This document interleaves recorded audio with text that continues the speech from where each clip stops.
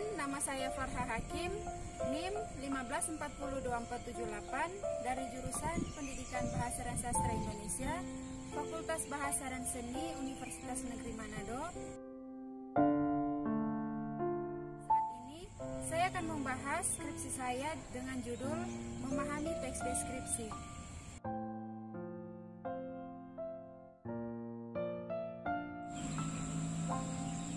Kali ini kita akan membahas tentang teks deskripsi. Menurut asal-usul, kata deskripsi berasal dari bahasa Inggris yang diadopsi menjadi description, yang memiliki arti menggambarkan atau melukis. Dengan demikian, teks deskripsi adalah teks yang isinya menggambarkan atau melukiskan suatu benda seperti orang, tempat, perasaan, atau keadaan. Jadi, kekasan teks deskripsi ini isinya menggambarkan atau melukiskan benda atau peristiwa dengan sejelas-jelasnya, sehingga si pembaca seakan-akan dapat melihat, merasakan, mencium, dan mendengarnya sendiri apa yang dideskripsikan penulis. Intinya, teks deskripsi berusaha memberikan kesan kepada pembaca sehingga pembaca dapat membayangkan apa yang sedang dibacanya itu adalah nyata. Nah, perlu diingat, yang dapat dideskripsikan itu bukan hanya yang terjangkau saja oleh panca indera, melainkan juga segala sesuatu yang dapat dirasakan dan dipikirkan, misalnya rasa takut, rasa cemas, gembira, kasih sayang, dan romantisnya berpacaran. Dengan demikian, karangan deskripsi bermaksud memberikan daya bayang atau khayal kepada pembaca tentang sesuatu yang dibacanya. Agar dapat memberikan daya bayang kepada pembacanya, karangan jenis deskripsi harus menggunakan kata-kata yang dapat memancing kesan indrawi atau kesan yang berhubungan dengan panca indera dan suasana batin atau perasaan pembaca. Ada beberapa langkah yang harus ditempuh agar sesuatu yang dilakukan menjadi hidup. Yang pertama, mengamati suatu subjek. Kedua, melukiskan bagian-bagian penting sedetail mungkin. Tujuan dari teks deskripsi agar pembaca dapat seolah-olah merasakan apa yang sedang dijelaskan atau digambarkan dalam teks tersebut. Selain itu, teks deskripsi juga memberikan penjelasan secara terperinci kepada para pembacanya agar pembaca dapat memahami topik yang dijelaskan dalam teks tersebut. Nah, sekarang kita masuk ke ciri-ciri teks deskripsi.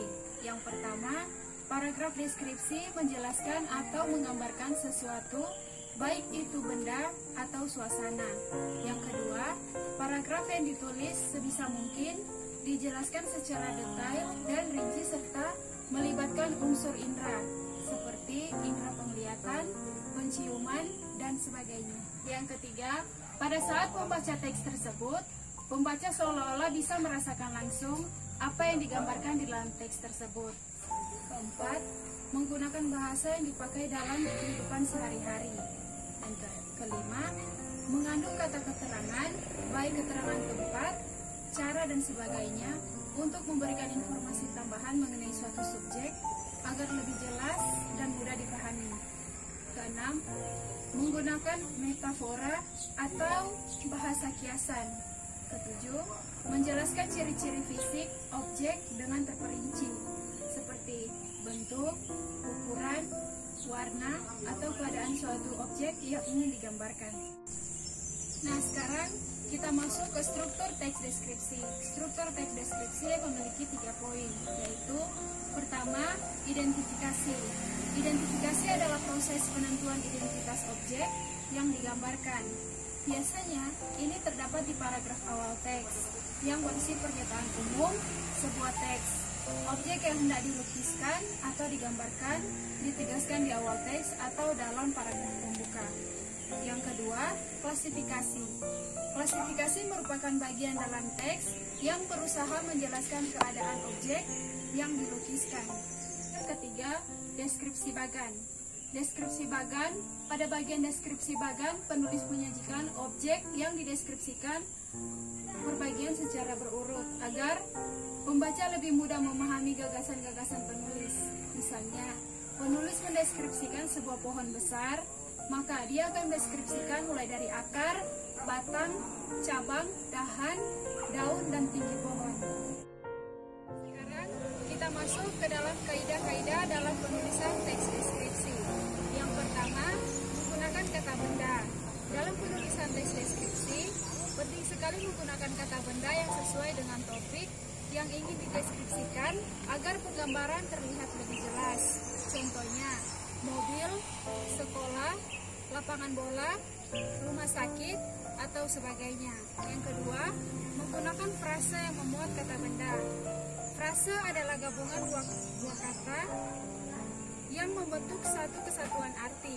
Contoh, batu yang besar, bunga mawar, rumah itu. Ketiga, menggunakan frasa atau juga kata sifat. Teks deskripsi juga banyak menggunakan kata sifat atau frasa sifat. Misalnya, tinggi, indah, cantik, warna merah, sangat indah, tinggi sekali, mengandung kata kerja transitif. Yang keempat, mengandung kata atau frase keterangan. Teks deskripsi juga sering menggunakan kata keterangan, baik keterangan tempat, keterangan waktu, keterangan cara, dan keterangan alat.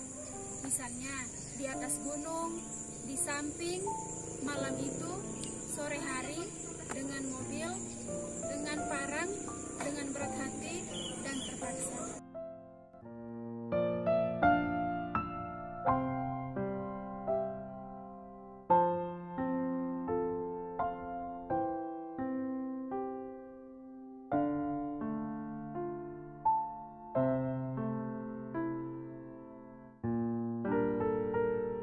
Demikian pembahasan mengenai skripsi saya. Terima kasih.